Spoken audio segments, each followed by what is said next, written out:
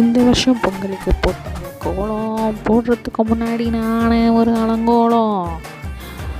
ஜனநாயகம் படம் ரிலீஸ் ஆகலைங்கன்னு ஆனங்க உள்ளுக்குள்ளே ஒரு சோகம். தட்டில் பொங்கல் வைக்கும் போது நான் சொன்னேன் போதும், தீபாவளிக்கு வெடிப்போம் பட்டாசு, பொங்கலுக்கு துணி வாங்க என்கிட்ட இல்லை காசு.